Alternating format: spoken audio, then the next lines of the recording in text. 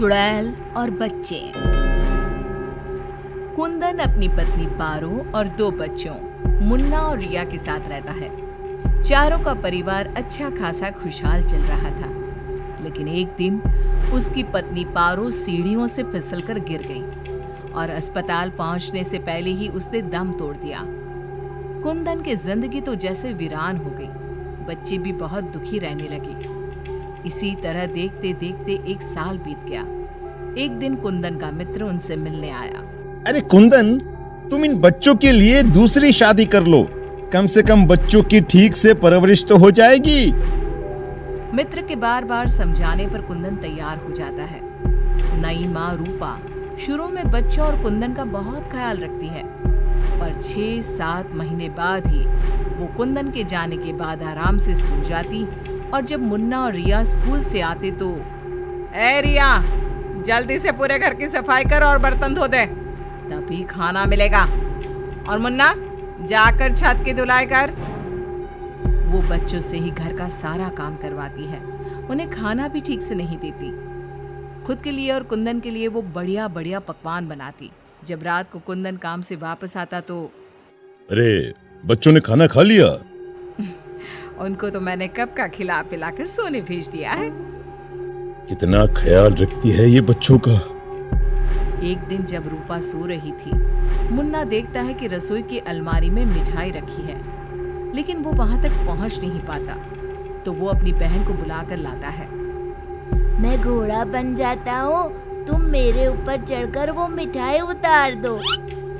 उन्होंने मिठाई उतारी और खा ली। अचानक मिठाई का डिब्बा रिया के हाथ से नीचे गिर जाता है और बिखर जाता है। आवाज सुनकर रूपा भागते हुए आती है। उसने आओ देखा न ताव और दोनों की खूब पिटाई कर दी। जब देखो तब भूखे ही रहते हैं ये बच्चे, न जाने इनका पेट है कि कुआं।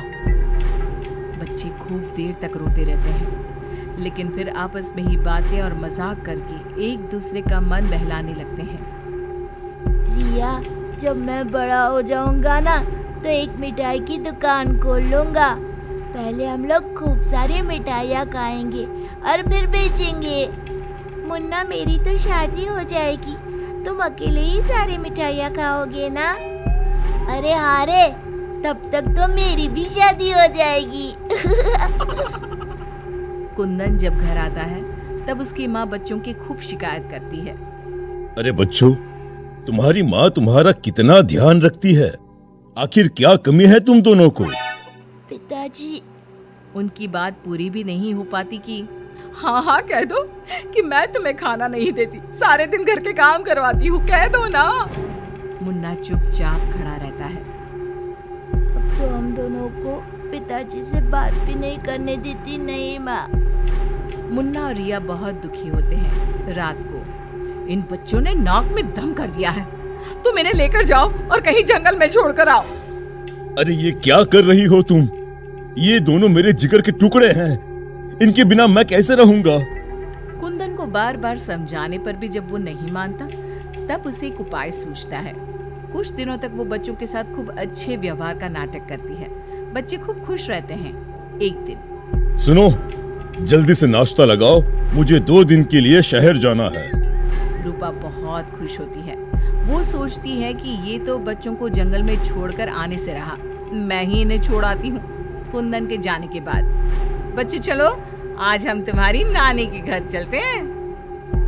बहुत देर तक चलते चलते जब वो सब घने जंगल में पहुंच जाते हैं तब, माँ, इधर का नानी का घर है, लगता है हम रास्ता भूल गए हैं। अच्छा, तुम लोग यहीं रुको, मैं रास्ता पूछकर थोड़ी देर में आती हूँ। हाँ, ये कहकर रूपा उन्हें वहीं छोड़कर चली जाती है। बहुत देर हो जाती है और रूपा वापस नहीं आती तो, माँ कब आएगी भैया? इस तरह सुबह से शाम हो जाती है। जहाँ एक तरफ बच्चे जंगल में अपनी माँ का इंतजार कर रहे होते हैं, वहीं दूसरी तरफ रूपा घर में आराम से बैठी थी। इसी तरह 2 दिन बीत जाते हैं और 2 दिन बाद कुंदन जब घर वापस आता है तो, बच्चे कहाँ हैं? मैं उन्हें जंगल में छोड़ आई। ये तुमने क्या किया रूपा? बच्चे बेचारे जंगल में अकेले कहाँ भटक रहे होंगे? क्या किया तुमने ये? देखो, अगर तुम्हें अपने बच्चों की इतनी ही चिंता है ना, तो जाओ तुम और उन्हें ढूंढते रहो। कुंदन बच्चों को ढूंढने की बहुत कोशिश करता है, पर बच्चों का कुछ भी पता नहीं चलता। कुंदन बहुत दुखी होता है। अब वो हर रोज काम पर जाने के बहाने जंगल में बच्चों को ढूंढता हुआ भटकता रहता है।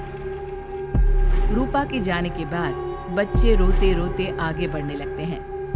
माँ बड़ी चालाकी से हमें जंगल में छोड़कर चली गई। अब हमें रहने के लिए कोई ठिकाना ढूंढना ही होगा। अब तो अंधेरा भी गिर रहा है। आगे जाते ही उनको एक झोपड़ी दिखती है। बच्चों को थोड़ी आशा बनती है। दोनों भागते भागते वहां पहुंचते हैं और झांक कर अंदर देखते हैं तो एक बुढ़िया चरखी पर सूत काट रही थी। उसके शरीर पर सफेद वस्त्र थे। अंदर का माहौल बड़ा डरावना लगता है, पर बच्चों को तो कोई आसरा चाहिए था। वो दोनों दरवाजा खटखटाने लगते हैं। तभी वो बुढ़िया पीछे मुड़ती है।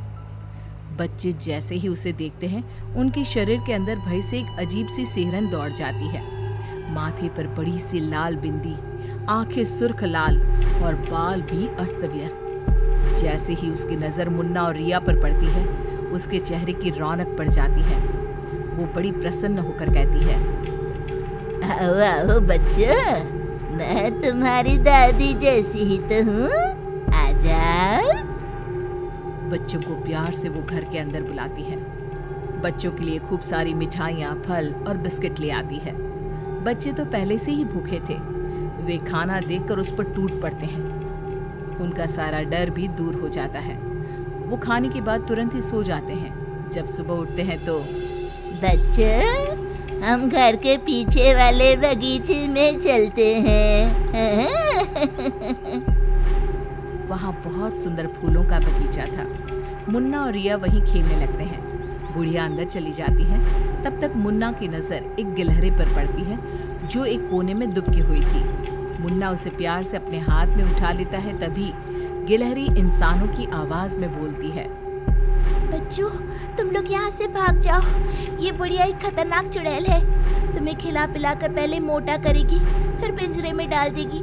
सभी बच्चों को ये जादुई छड़ी से पशु पक्षी बनाकर बगीचे में रख देती है।